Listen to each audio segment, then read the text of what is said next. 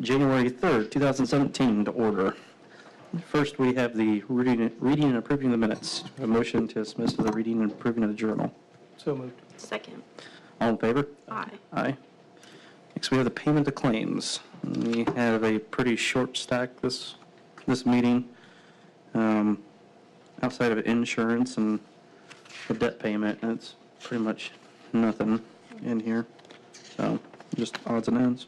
Is there any questions from the board on that? Is there any questions from the public about payments of claims this meeting? A motion to accept the payment of claims be in order. So moved. Second. All in favor? Aye. Aye. The motion passes. Next, we have a city attorney report, and I don't believe we have anything from the city attorney at this point. Okay. Except maybe to introduce him. Fine, Tish, step on me here. This is Dustin Kern. He's joined the city attorney. So we're going through that transition period right now. So next, we have old business. We have nothing in old business. We'll go to new business. Is Ryan Carter here? Okay. You have a request for, I have one piece says a request for a four-way stop. Another piece on the agenda says request for actually a stoplight. Is it a stoplight or a four-way stop? Four-way. Yeah, four-way. Okay. I read the paperwork that was handed in. Said there was multiple accidents on the 7th and Fremont. Is everyone in the audience here pretty much for that? Okay. Okay. Did any of you guys want to come up and talk to us about it? Go ahead, Jason. Yeah, you're the talker of the bunch. What's your last name, Jason? Carter? C-A-R-T-E-R, first name's Jason, J-A-S-O-N. Okay. Yes. I currently reside at 208 West 7th, which is two houses down from the intersection of Fremont and West 7th Street. I've lived there probably 22. 22. 19, 20 years. Yeah, you're 21. Yeah. About 20 years. 20 plus years. There's the whole time I've ever been down there that I've lived there. They stop at Grant Street, they stop at Miami Street, and they use it as a drag strip. And everybody here, right here, will contest to how fast people actually go. No, we don't have a speed limit thing to, flash on them and see how fast they're going and then report them. But because of the speed, because even Fremont there's a stop sign on both sides of West 7th for the traffic on Fremont going north or south. But people blow through that. Here's a recent, for instance, on the last day of school. I picked my kids up from school in my pickup truck. I came down West 7th Street, parked in front of our house. As we're getting out of the car, we hear, and we turn around and to see a car blow through the stop sign on Fremont, and it was a big black SUV that was able to stop in time before it T-boned it in the middle of the intersection. Because that happens too often, and it's scary for the people around that area that's got little kids. Of course, my oldest is like 21 now, but even when he was little, it was our concern. I've still got a 16-year-old and a 13-year-old at home that likes to ride the bike around the block. Mm-hmm. I got relatives that don't like to come to my house because there's been so many accidents on that corner, and you're either parking on 7th Street or on Fremont. And I've had two vehicles totaled myself just because people don't slow down on West 7th Street when they're turning on the Fremont, or it's ridiculous. I feel that if there was a four-way stop, it would prevent a lot of near misses, or it would prevent a lot of accidents because people would actually have to come to a stop before they come through the intersection. Here recently, as my son can contest, this is Ryan Carter, he's my son. His vehicle currently still sits in front of their house on 206 West 7th, halfway off the road, and it's totaled. We're still waiting for insurance to come get it because the guy was coming down West 7th Street, coming through the intersection, decided he's going to mess with his heater. Veered off, hit his Mustang, and it's now still currently sitting there waiting for the other guy's insurance to come take care of it.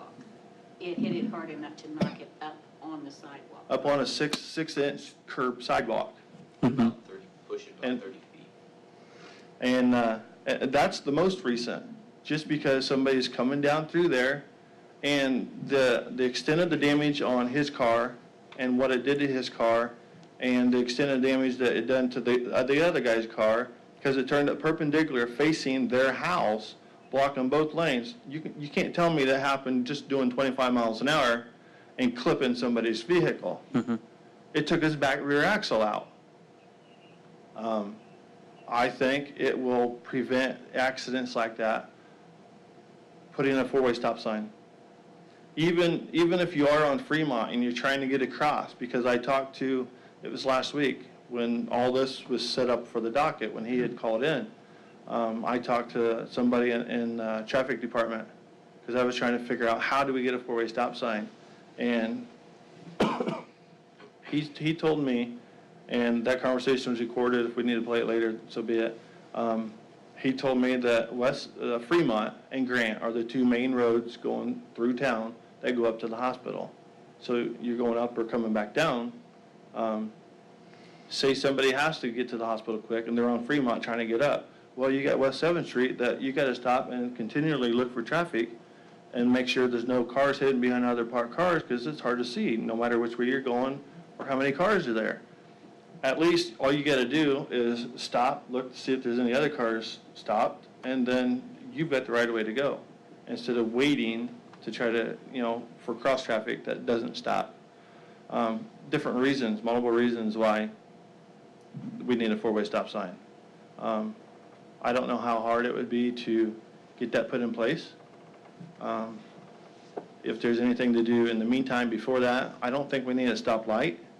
Just a four-way. I know we've got one at Grant, and Grant's 2 blocks from Fremont. Miami Street's like 3 or 4 blocks down. There's one there, but it's too long of what I would call a drag strip for people to barrel through town, because it's easier to do that than it is Main Street. Because Main Street and West 7th Street go from one end to the other with nothing in between. Yeah. Steve, you live on 3rd, right? And 3rd's like that too, right? Yeah, like from 7. Pullman to Miami. Yeah, Pullman to Miami, there's nothing, and that's Is it pretty bad? yeah, it's bad.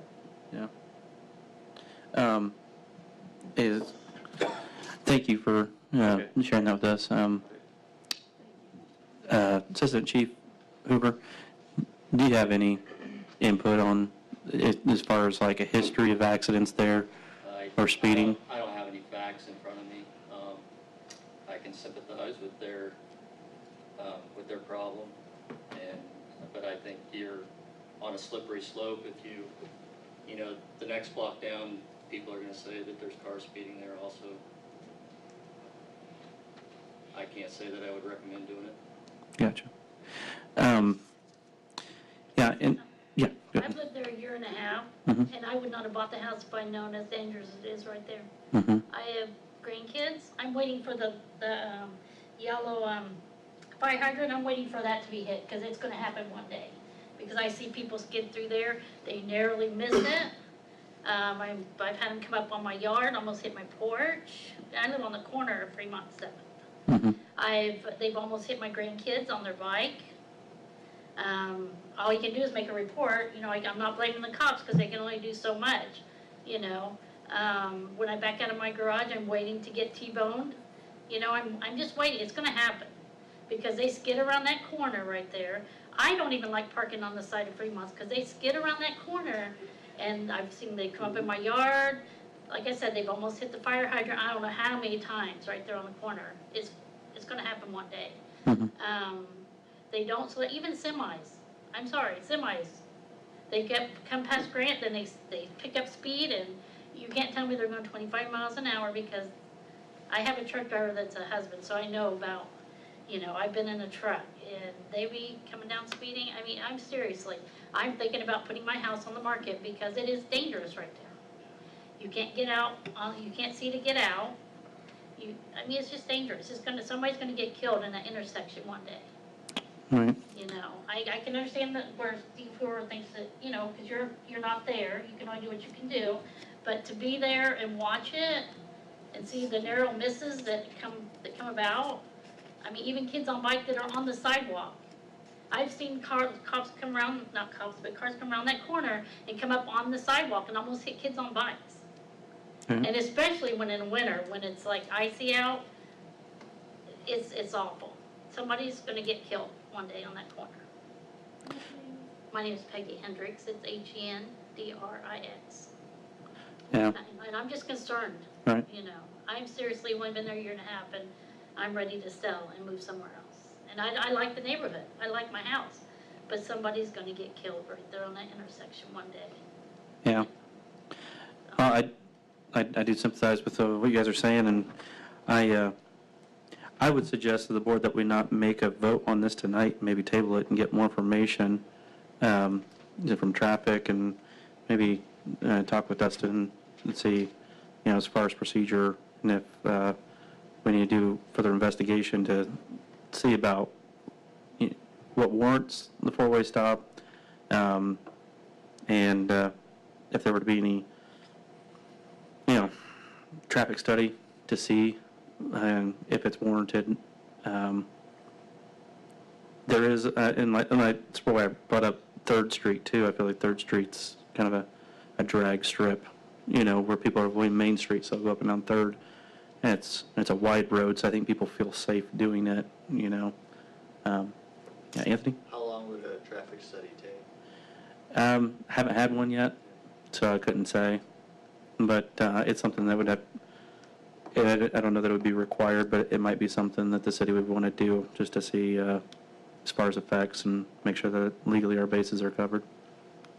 So, but I think I mean, I don't know what the rest of the board thinks, but I think it might warrant us maybe asking. I think it's definitely worth looking into. I mean, obviously there's a concern, there's a group of people here. Yeah. Would it help if one of us looked through public records to see how many and what type of crashes have happened at that intersection or near that intersection? Because I can personally tell you about almost a dozen crashes that have happened there. The last people that lived in her house, he had a motorcycle. He pulled out, went to go down the road. Dude either blew the stop sign or didn't see him, and he flipped over that car. We've had friends going down that street at 35 miles an hour. The person either didn't stop at the sign or didn't see him, hit their front end, flipped their SUV, had two or three kids in the cars at the time. There's another crash that happened when we were having a garage sale. We had heard a loud bang, went out. Someone had either didn't stop at the stop sign on Fremont or didn't see the car, but they T-boned them, and then the other car went into the telephone pole. There's lots of crashes that have happened like that. Yeah. At that intersection. Yeah, and I guess my only concern or caveat is if the issue is people ignoring stop signs or ignoring speed limits right now, if a four-way stop would curb the accidents there or not. But I definitely think that it's worth looking into. I hesitate to make a decision tonight just based on a testimony from the people that lived there. I'd like to get some input from traffic and some more information on the numbers on accidents and the type of accidents there.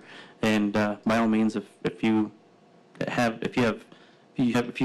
know a starting point better, or where to look for that, because you guys remember when these crashes are and stuff, that certainly would help. Yeah, there's probably one or two there almost on a yearly basis, at least, Mm-hmm. and dozens of near misses every year. That don't get reported. Yeah, that don't even get reported. Did anybody else have anything? In the meantime, is there any way that we can figure out how to slow traffic to make sure it stays at 25?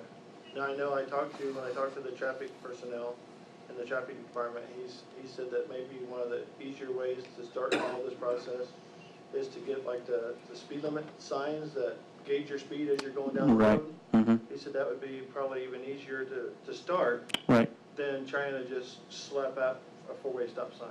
Right. Yeah. So I didn't know if that'd be something you want to Yeah. consider, and, And we could get talk this with the process police. going. Right. We could talk to the police about increasing presence in that area to try to catch some of that too. They tried doing it before, it never worked. Yeah. No offense to the police. No. Yeah. And I They do a understand. great job, but, they're always called somewhere else. And it's just, there's times that they'll sit like a block and a half down from Fremont and catch people left and right. Yes. Well, we came home, like the motorcycle, during the summer when the motorcycle sits down. I've seen, by the time I got home, he stopped 2 different people for Mhm. speeding, So it doesn't matter how often or how much they're speeding. Cops know that they speed, that's why he sits underneath the tree in the shade. They don't see him, they don't look for, cars don't look for motorcycles. So it's an easy catch for him. He can't sit out there on a motorcycle when it's 30 degrees out and freeze his butt off. Mm-hmm. But, there's gotta be some way that we can figure out how to, slow him down. Yeah. Even if it's like speed bumps or something, I don't know, whatever's cheaper. We're not asking for you to, throw out all the money you got for Peru to do this, just, find a Right. cheap route. If the four-way stops isn't where it's going, please do something. Right. Yeah. No, I understand. And I don't think that, obviously we all want to try to save and be the most fiscally responsible with what we do here. Right. And we want it to work too. And so I think just taking a methodical and close look at exactly what we should do and looking into it from a couple different angles, getting some input from like police department, traffic department, and some others to, make sure that we're going down the right path. But I definitely think that we can table this tonight, gather our information, come back in 2 weeks, and see what we come up with, different information, and be better prepared, I'd say, to make that decision. But I thank you for bringing it to the board's attention and letting us know about the issue so that we can look into it and try to make it better. Did anybody else want to say anything? You folks haven't Just more spoken what yet. he said, because we lived there almost as long as he had. We lived on the corner, Mhm. the opposite corner. And we've had to replace so many rear mirrors on the side Mhm. that we're afraid to park out. We built a garage so we would not have to park out on the road. But there's people who do have to park out on the road. They don't have room for a garage.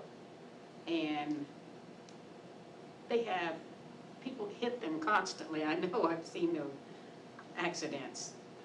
And Right. it's not just about accidents, it's about taking people away from their jobs because they have to see about the cars, or they don't have a car for a while. Mhm. And it's very upsetting. Right.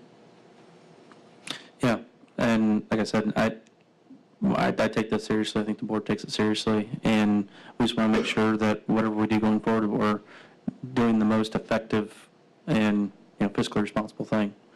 So, and absolutely, is it Ryan? Yes. If if you can find information on some of the history of this area as far as the wrecks, I'd welcome if you can bring any of that information to us, and we can look into it on our end and see what we find too, and compare notes. And like I said, we'll talk to traffic and other departments and try to come up with at least a proposal of exactly what we're going to do. Then we can vote on next time in 2 weeks. Is it 2 weeks from what's the date on that? Tish, do you know the exact date on the Board of Works? Here's a picture. 17th. The 17th? And if you wouldn't mind, if someone has an email address, if you could give that to me, I'll be sure to email you and let you know anything that we find out that comes Okay. up, or remind you of the meeting, so if you'd like to leave that with me. Yeah, I can. Okay, thank you. Well, if there's no further comment, a motion to table the request would be in order. So moved. Second. All in favor? Aye. Okay. Thank you, folks. Next, we have Chief Betzner, new hire. Chief? Yeah, late letter that I typed in front for you guys, but the pension board at the fire department's recommending hiring Garrett Shields to fill the vacancy of Joe Lester, who retired. Garrett's currently firefighter 1 and 2 certified, which all firefighters in the state of Indiana have to have that level. He's also certified in hazmat awareness, NIMS, which is the National Incident Management System. He's got his NIMS 100, 200, 700, 800. He's passed the medical. PERF has that, and we talked to PERF today, and he's probably a day or two from being approved at PERF. That's why it says will be determined once PERF approves his application. Yeah, Joe? And I talked to Garrett today, and he was going to try to make it, but his current job takes him to Indianapolis. So he's fulfilling that obligation. Once we know that he's approved, he's going to put his notice in, and then I'll get with Tish to get him sworn in. But I would just ask that the board approve him tonight. That way we don't have to wait till the 17th to get him approved if there's a chance he can start before that. Gotcha. So is he serve on a voluntary basis somewhere? He's down in Indy now, and he serves as a volunteer, and that's how he's got his training. Gotcha. Garrett is from this area. He went to school and graduated from Connequal. His family moved to Indy, but he's wanting to move back, and obviously he's going to have to move back for him to be hired at the fire department. He's willing to do that, so. Gotcha. Way to get people to come to Peru. Yeah, Give them jobs. yeah. Do what? That's the way to get people to come to Peru. Gotta get these Give kids them back. jobs. So, okay.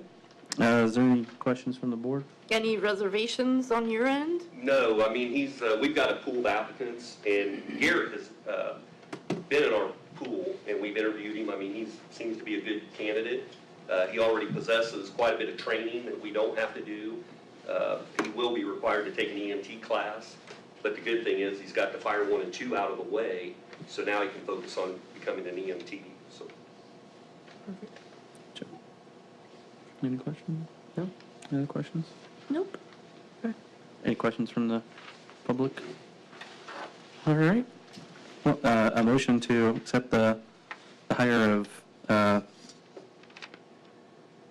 Garrett, where is it? Garrett Shields will be in order. So moved. Second. All in favor? Aye. Aye. Okay. All right, thank you, Chief. Thank you. And I believe that is all we have on our agenda. Is there anything else to come before the board?